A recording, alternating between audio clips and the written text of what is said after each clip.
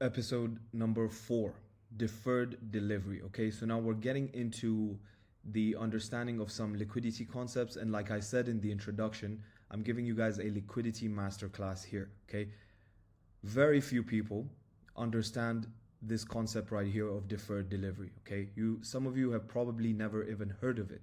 Some of the advanced students have also never even looked at liquidity, how we're going to look at it here. Okay, this is what I call deferred liquidity. Okay, what is deferred liquidity? This is a signature in price action when the market deviates from its path, right? It's drawn liquidity into the opposing direction for a period of time to run stops. We can anticipate this beforehand when the market is at high resistance liquidity run levels. When bullish, the highest up close candles at a level of high resistance liquidity will be used to defer the delivery down below sell stops before the market continues higher with a low resistance liquidity run. When bearish, the lowest down close candles at a level of high resistance liquidity will be used to defer the delivery above buy stops before the market continues with a low resistance liquidity run. Okay, so here's a diagram of deferred delivery. Okay, so we know that failure swings, right, are low resistance liquidity run, trend lines, relative equal highs and lows, right? We go above this high, okay, example. We trade through low resistance liquidity with speed, right, with low resistance. Market retraces, then trades down into a level of high resistance liquidity. This is high resistance liquidity. Why? Because it has gone below accumulated stops and confirmed an order block here. When the market trades into the order block, right, at a level of deferred liquidity, it's going to deviate, right? This is what deferred liquidity is, right? It's deviating from its path, right? It's drawn liquidity down here at a level of high resistance liquidity. You anticipate this to happen at the order block, okay?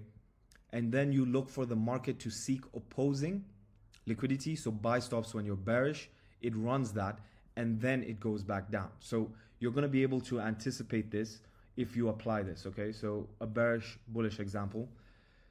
Low resistance liquidity here gets run through easily. We retrace, start to expand higher where we're noting this. Now, when you're at a key level here, okay, and you're expecting the market to have a reversal, okay, that lowest low, everything to the left, right, in market maker buy and sell model terms, everything on the left is the sell side of the curve, everything on the right is the buy side of the curve.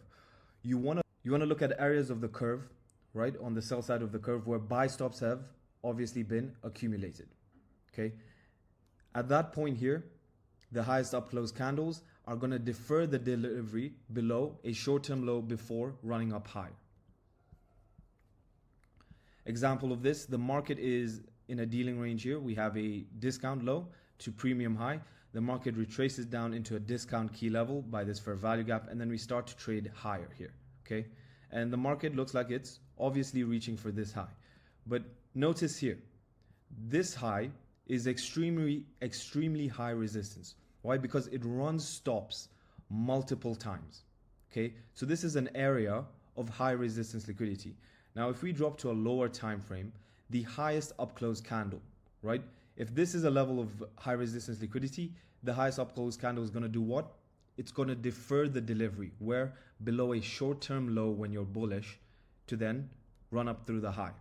So we reach an area of high resistance liquidity, the highest up close candle. Now we anticipate, right, a short-term low to get run out. So this is what you should start anticipating in your charts when you see this.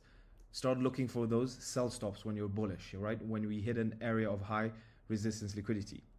The market then defers its delivery below the sell stops. Once it's deferred its delivery below the sell stops, it engineers more liquidity above these highs here. So the reason it does this, right, because so many stops have been run here, okay, it needs to do this deferred delivery to engineer more liquidity, because now you have this high and this high, making this relative equal highs, low resistance liquidity now. So it goes from high resistance here.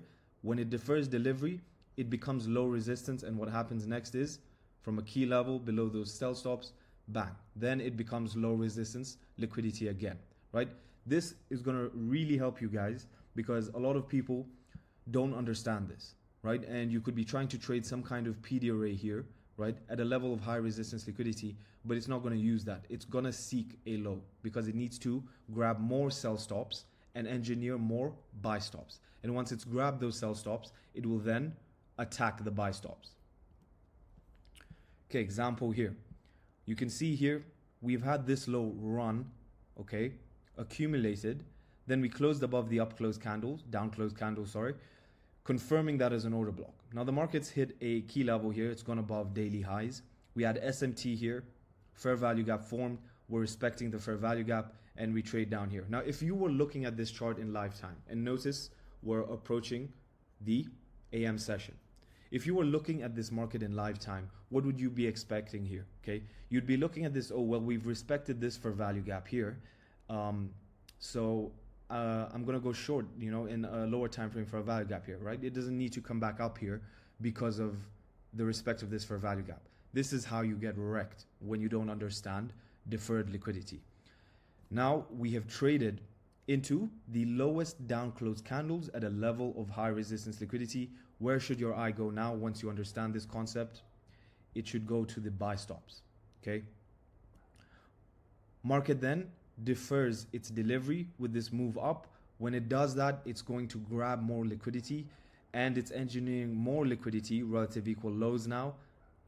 And that's what happens next. It turns into low resistance liquidity, right? So anybody who was trying to short in here